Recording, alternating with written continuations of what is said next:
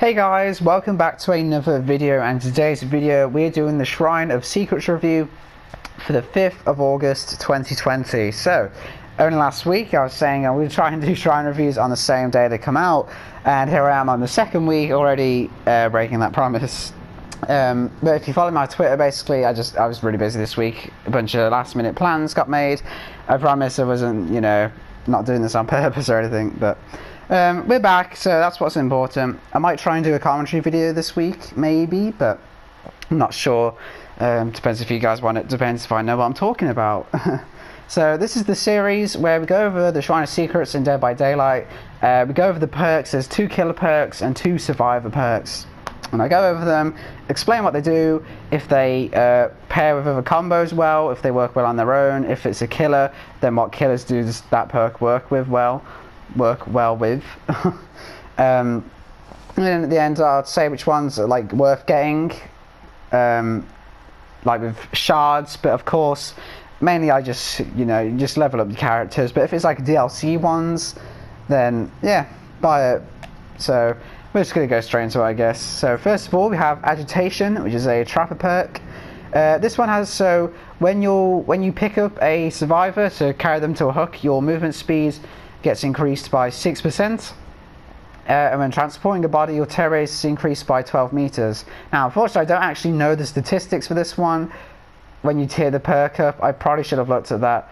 Sorry, but I'm not sure. I'm pretty sure it's the tear radius that goes up each time. I don't know if it goes to 14 and 16, or if it goes at 8% and then 10% speed. I really can't say. I will update the pinned comments of this video with that information, so apologies. But I think this is a good perk. This is good for like basement builds, with like Mad Grit, Iron Grasp, things like that. However, I would say that carrying bodies to hooks isn't that much of an important part in the gameplay compared to obviously trying to sacrifice survivors and end chases, stop gens and everything. I think carrying bodies to hooks isn't that important on the grand scale, if you know what I mean. So it's good at what it does. Again, the increased tear radius is also can work in your favour quite well, I guess, but the movement speed by itself is good. It's very noticeable, especially at tier 3. Again, I don't know the information, but it's very noticeable when you play with it and everything. But I would just say, I'm not sure if I would use a perk slot just for this. Again, it's good if like it's a team sour wing.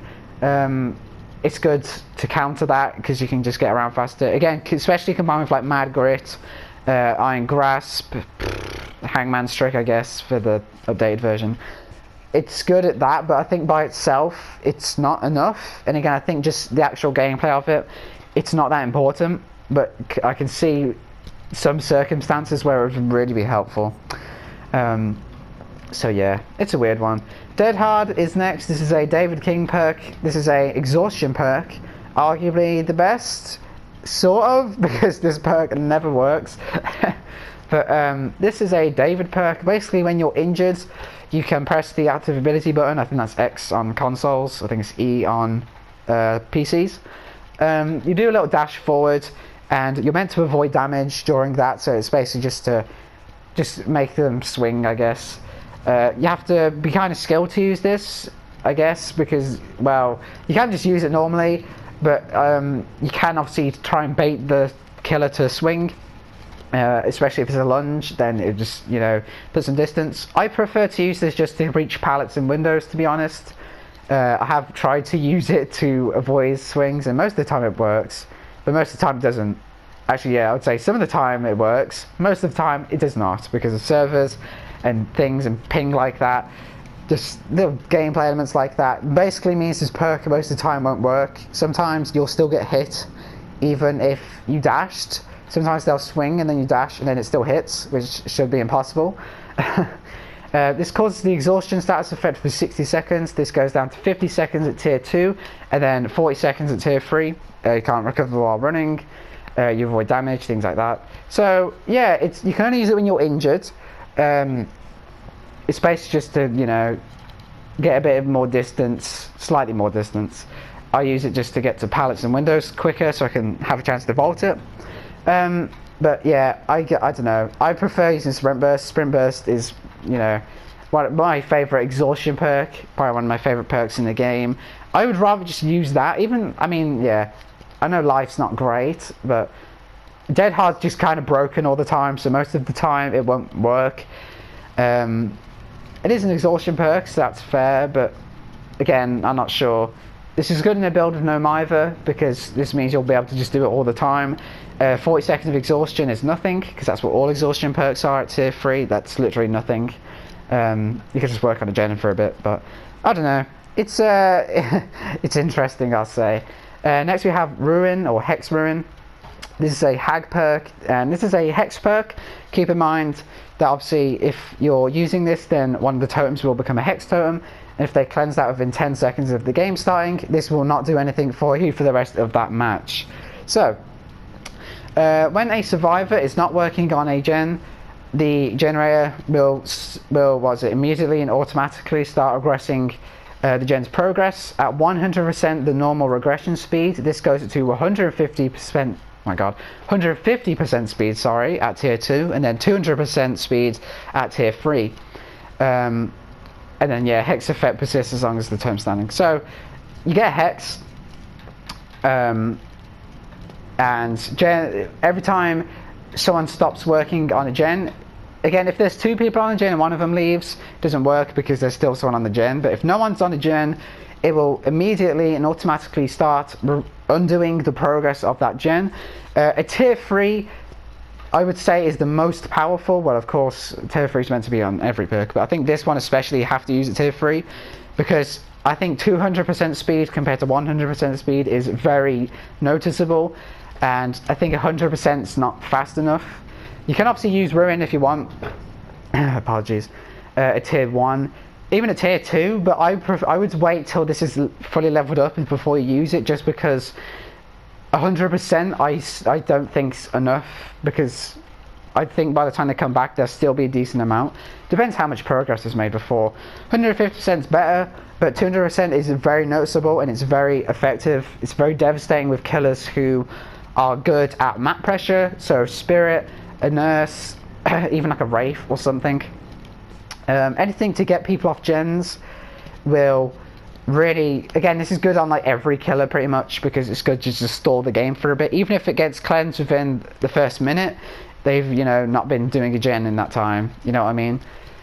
This compares really well with Surveillance. I remember this was a big thing ages ago. It's still effective now. Using this with Surveillance is really good, because you'll just have constant information on gens. You'll know when people are back on. You'll know that the gen's like fully reset and everything. Things like that. It's really good at what it does. And I think Ruin in general is still a good perk. I still use this now with killers, mainly Demogorgon right now, but it is a Hex perk. You have to keep that in mind, so it can and probably will get destroyed at some point. Obviously there's some games, and also depending on the map, where this obviously won't get destroyed, but for the most part you probably should be careful, especially if they're aware that you have Ruin. Sometimes you can kind of make it subtle, I guess. I don't know, I guess stop talking now. Finally we have Open-Handed, which is a Ace perk. Ace's perks, I've never really talked about this before, but I don't really like Ace's perks just because they're luck based. They're good at what they do, but I think luck in like anything really is not really that effective. But this is a perk from Ace. This is the one where it increases aura raiding ability from people by 4 meters. At tier 2 this is 6 meters, and at tier 3 that's 8 meters. Not too bad. I would prefer his other perks. I like the one with the chest. It's good, but I mean they're all good again, but I don't know. I wouldn't use a perk slot on these, I guess. Searching chests and things isn't that much. But I think aura reading ability isn't that bad. I think especially with perks like Bond. So Bond would go to what? 42 meters is that? So that's pretty good. Kindred would also go to 24 meters. That's pretty crazy as well, actually. So it's not too bad.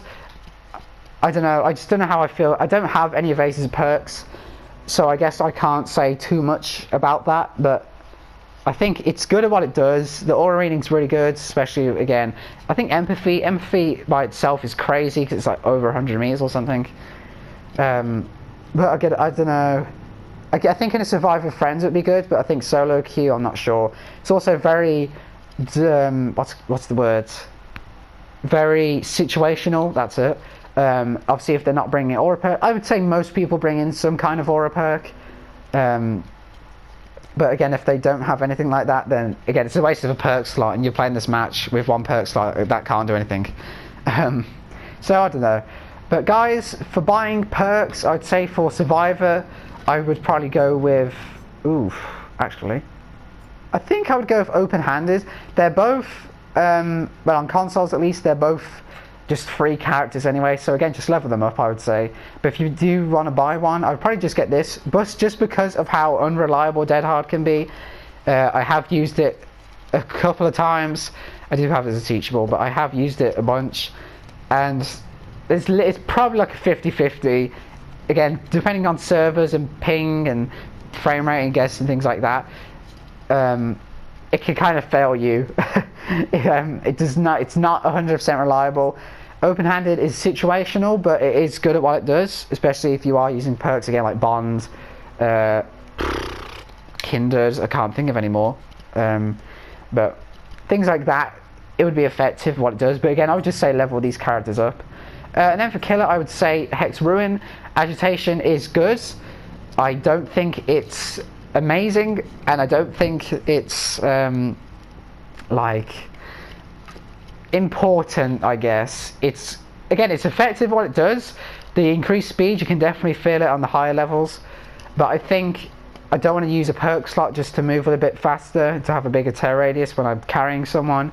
I'd rather have Hex Ruin, which helps with gen pressure and helps with all killers, but especially killers who have no map pressure, so Pig, I would say like Ghostface, but again, literally just any killer, this is really good.